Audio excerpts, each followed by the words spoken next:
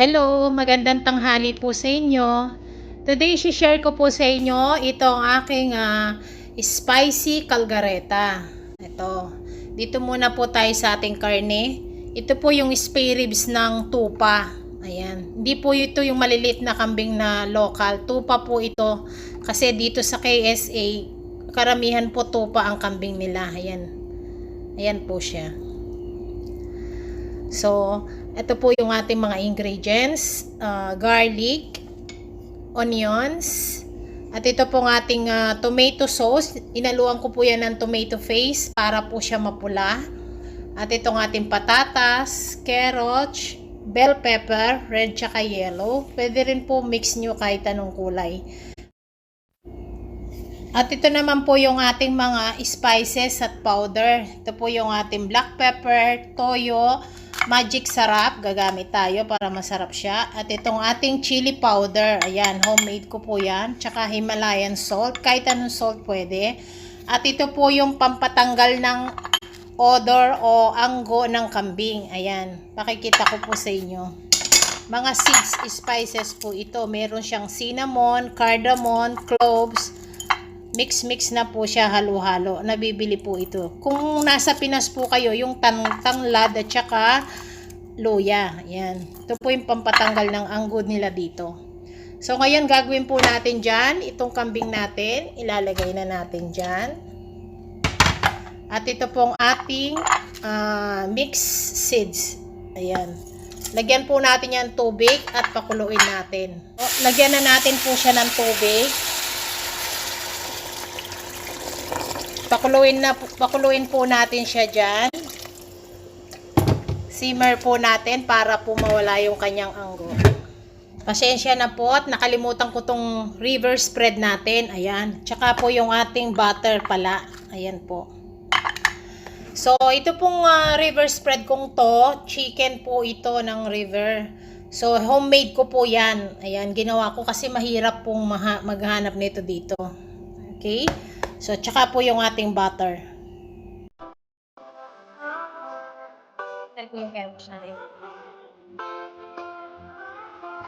So, may butter yan. Ano lang?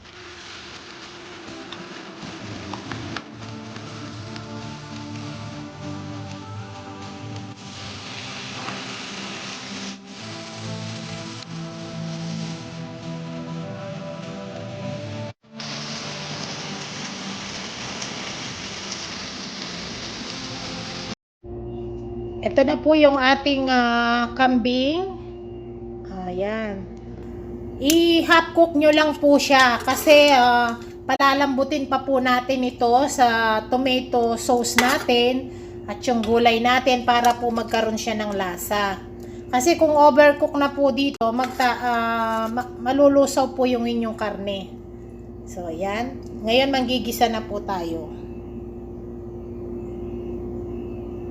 Lagay na natin yung ating butter, yung ating sibuyas at bawang. Pinagsabay ko na ho yan para maganda po yung caramelize niya. Ayan.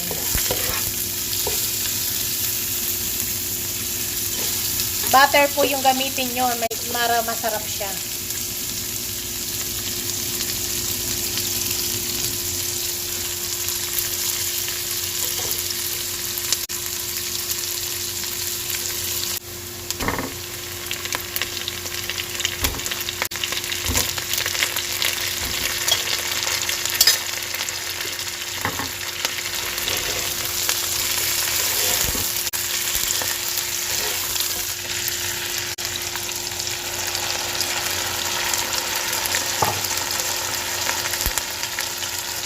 Hello po, ito po ay 7-Up. Ayan, para po maganda po yung kanyang lasa, medyo manamis-namis. Sorry po, late ko siyang nasabi ngayon lang. Ayan.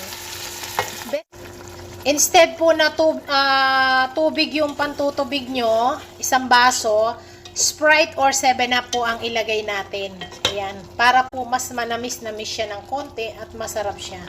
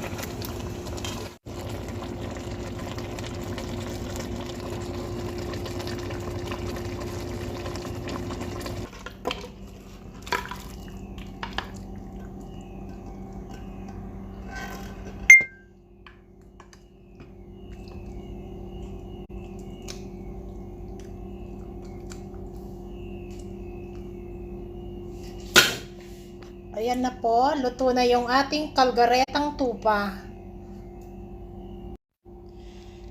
Ayan na po yung ating kalgaretang tupa na kambing. Ayan po, may homemade. Super spicy po yan. Marami ako nilagay ng sili. Kung ayaw nyo po na may sili, pwede naman po. Okay, yan na po siya. Tikman na po natin siya para makita nyo. Kamayin ko na po siya kasi total ako naman ang kakain. Ayan. Para po makita ninyo. Ayan. Siya'y malambot. Ayan po yung kanyang laman.